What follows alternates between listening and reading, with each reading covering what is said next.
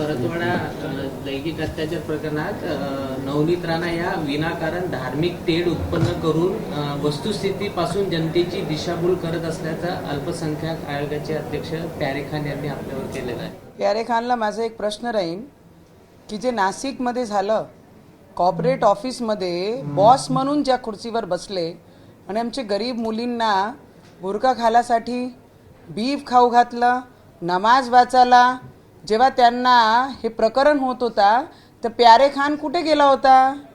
प्यारे खानची पोटतिडकी बाहेर का नाही आली? प्यारे खाननी त्याच्यावर उत्तर दिलं पाहिजे. पहिले जेव्हा कोल्हे प्रकरण आमच्या अमरावतीमध्ये झालं तेव्हा अध्यक्ष म्हणून प्यारे खान काय करत होते? प्यारे खानची जेव्हा पोटतिडकी का बाहेर नाही निघाली? का त्यांच्या समाजाचे लोकांनी एक हिंदू व्यक्तीवर गला कापला आणि त्याचा जीव घेतलं तेव्हा प्यारे खान कुठे गेला होता? प्यारे खानची आज पोटतिडकी बाहेर दिसत आहे. प्यारे खान जे अध्यक्ष म्हणून अल्पसंख्याकांचं प्रतिनिधित्व करताय, प्यारे खान जेव्हा लव जिहाद होते महाराष्ट्रामध्ये तेव्हा प्यारे खान कुठे जाते? जेव्हा आमची मुलींना लग्नाचे आमिष देऊन फसवण्यात येते, त्यांना प्रेग्नेंट करतात आणि तलाक करून सोडून देतात, तेव्हा प्यारे खान कुठे जाते? एक माणूस 4-4 पोरींना हिंदूचे फसवतात तेव्हा प्यारे खान कुठे जाते? आज अचलपूरमध्ये ते झालं. सगळ्यात पहिले ते प्यारे खाननी त्या पदाचा राजीनामा दिला पाहिजे आणि समाजाच्या वतीने सगळ्यांची महिलांची माफी मागितली पाहिजे. आणि नंतर नवनीत राणाचा विषय. आणि प्यारे खान, आपको बता देती मैं कि नवनीत राणा हिंदू के बाजू में है, आज भी है, कल भी है और आगे भी रहेगी. तुम्हारा जवाब दो. तुम्ही तुमचं उत्तर द्या की जे अचलपूरमध्ये झालं त्याच्यासाठी समाजाच्या वतीने तुम्ही माफी मागणार काय? आजचे आज माफी मागा आणि पद सोडा आणि नंतर आमच्याशी बोला. त्यांनी तर मागणी केली पंतप्रधान मोदी आणि मुख्यमंत्री यांनी नवनीत राणा यांना पक्षातून निलंबित करावं म्हणून. तुमने अपना देखना, तुम्ही तुमचं पा. प्यारे खान, नवनीत राणा हमारी लड़कियों पे अगर कोई हाथ डालेगा, नाशिकवर ज्या पद्धतीने ऑफिसमध्ये आमची मुलींसोबत जे प्रकार घडलं त्याच्यावर बोला. आणि तुम्ही काय म्हणता अचलपूरमध्ये लॅपटॉप बरामद होऊ द्या आणि मग तुमच्याशी बोलू. पहिले तुम्ही समाजाच्या वतीने माफी मागा आणि मग माझी कंप्लेंट जिथे करायची आहे तिथे तुम्ही करू शकता. मी ज्या आवाज उचलत आहे आमचे मुलींवर, जर हिंदू मुलींवर कोणी बोट उचलला, लावला, त्यांना फसवला, त्यांचे व्हिडिओ व्हायरल केले तर नवनीत राणा आजही मैदानात आहे आणि शेवटच्या श्वासापर्यंत मैदानात राहील. तुम्ही माफी मागणार आहे का पहिले समाजाच्या वतीने? पहिले ते सांगा. नवनीत राणांना जे आहे ते दंगली घडवायची आहे महाराष्ट्रामध्ये असं देखील त्यांनी म्हटलेलं आहे. जेव्हा आमचे अमरावतीमध्ये दंगल होतात, जेव्हा हेच समाजाचे लोक बाहेर येऊन आमचेच मार्केटमध्ये आमचेच लोकांच्या दुकानावर पत्थरबाजी करत होते, आमचेच लोकांवर हत्यार बाहेर काढत होते, मंदिरं तोडले, तेव्हा प्यारे खान कुठे गेला? तेव्हा का बोलला नाही? तेव्हा पोटतिडकी का नाही दिसली प्यारे खानची? आज भल्ली पोटतिडकी दिसून राहिली आहे. प्यारे खाननी त्याच्यावर उत्तर द्या. कोल्हे प्रकरणावर का बोलला नाही प्यारे खान? त्याच्यावर उत्तर द्या. TCS मध्ये जे नाशिकमध्ये झाला त्याच्यावर तुम्ही उत्तर का नाही दिलं? लव जिहाद जे महाराष्ट्रामध्ये होत आहे, प्यारे खान त्याच्यावर का बोलत नाही आहे? किती लोकांना शिक्षा दिली, किती लोकांवर तुम्ही कारवाई केली आयोग म्हणून? त्याच्यावर उत्तर द्या प्यारे खान. भाभी, एक धक्कादायक प्रकारांमध्ये समोर आलेला आहे. मुख्य आरोपी अयान आणि त्याचा मित्र जो आहे तो, या दोघांमध्ये शर्यत लागलेली होती की कोण जास्त मुलींना पटवतो. प्यारे खानने त्याच्यावर उत्तर द्या. 5 ते 6 मुलं आहे आकडा आणि त्याच्यामध्ये एकमेकासोबत शरत लावत होते की तू जास्त पटवते की मी जास्त पटवते. ज्यांचे आकडे जास्त झाले तर त्यांचे खुलेआम केक कापून आतिषबाजी करून त्यांचा जल्लोष तुम्ही साजरा करत होते. प्यारे खान, त्याच्यावर बोला. प्यारे खान, तुम्ही एक पदावर बसलेले आहे, पहिले उत्तर द्या. संविधान पुढे ठेवन की तुम्ही कुराण पुढे ठेवणार आहे? आरोपींची संख्या 8 झालेली आहे. काल एक अमरावतीच्या पण युवकाला अटक केली जो आर्मीचा आहे. तो या आरोपीला रूम फ्लॅट देत होता भाड्याने आणि तो त्या फ्लॅट अश्लील व्हिडिओ तयार करून करत होता. काय सांगितलं? मी तेच म्हणत आहे, जे मुख्य आरोपी आहे, ज्याच्या जल्लोष करताना जे व्हिडिओ आता आम्ही पाहत आहे, त्या मुख्य आरोपीचे जे वडील आहे त्यांना सह आरोपी केला पाहिजे.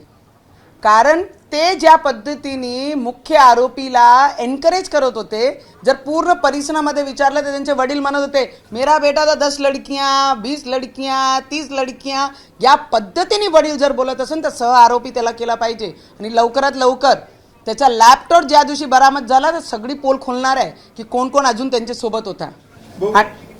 बाबी येथे यशवंत ठाकूरांनी असं म्हटलंय की उगाच लोकांना उचकून जाती धर्माचं राजकारण केलं जात आहे, भाजप दंगली घडवण्याचा प्रयत्न करत आहे, यशवंत ठाकूरांनी म्हटलेलं. माझी नणंदबाईला माझं एवढंच उत्तर राहील, ताई तुम्हालाही मुलगी आहे आम्हालाही आहे, आणि ज्याही मुलींसोबत हे प्रकार झालेला आहे, TCS बद्दल तुम्ही बोला, आमचे मुली आहे गरीब मुली असतात जे दुसऱ्यांच्या इथे नोकरी करायला जातात आणि एक पदावर बसलेला व्यक्ती त्या ऑफिसमध्ये बॉस म्हणून जे ग्रुप बांधून घेतात आणि ते बॉस म्हणून आमच्या गरीब मुलींच्या छळ करत होता, तेव्हा आमची नणंदबाई कुठे गेली होती? त्यांना बुरका जबरन घालत होते, त्यांना नमाज वाचायला लावत होते, त्यांना बीफ खाऊ घालत होते, तेव्हा माझी नणंदबाई कुठे गेली होती? राजकारणीय राजनीती पोळ्या सेकणं बंद करा नणंदबाई, तुम्हालाही मुलगी आहे, एक आई म्हणून तुम्हाला मी सांगताय.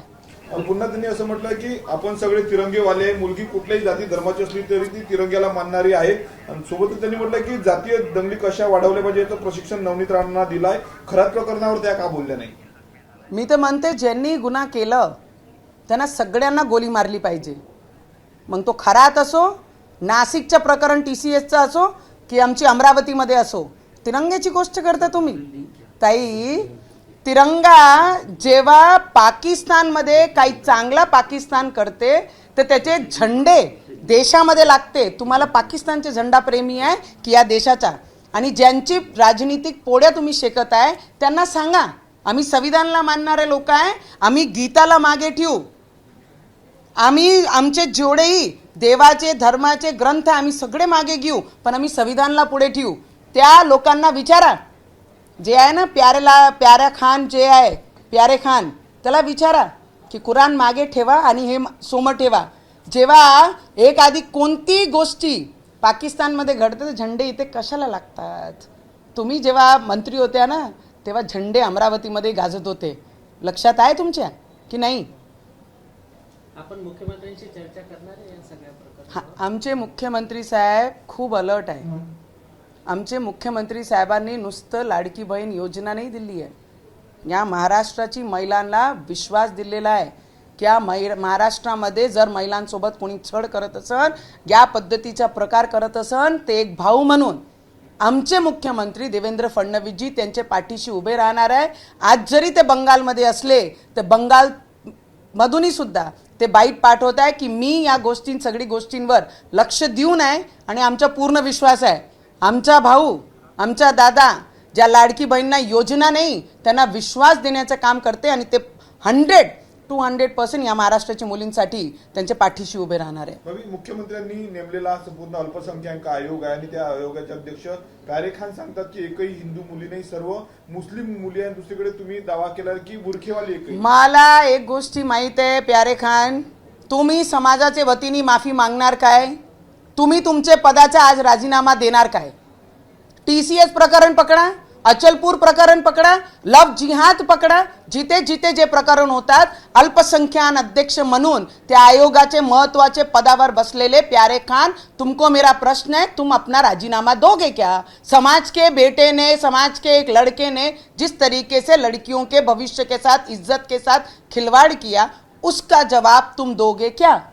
शेवटला प्रश्न, जो आरोपी अयान आहे मुख्य, त्याने भर रस्त्यात केक कापून वाढदिवस साजरा केला, त्याच्या वाढदिवसाला पोलीस देखील गेलेले होते. मी आता फक्त ते व्हिज्युअल जे आहे त्याचा वाढदिवस खुलेआम रोडवर करताना पाहिलेला आहे आणि त्याच्यानंतर जे आहे जेही माहिती राहील त्याच्यावर मी उत्तर नक्की देईन. पण असे आरोपीला, कालही माझं तेच म्हणणं होता, आजही माझं तेच म्हणणं आहे, खरात असो की TCS असो की अचलपूर असो, ज्याही लोकांनी असे प्रकार केले त्याला कोणताही प्रश्न नाही, सवाल नाही, कोर्ट नाही, तारीख नाही, पोलीस नाही, चार्जशीट नाही, सरळ गोली, हेच उत्तर त्या लोकांसाठी आहे. तेव्हाच हा समाज सुधरू शकते, नाही त्यांच्या सुधारणा खूप कठीण आहे. ABP माझा, उघडा डोळे बघा नीट.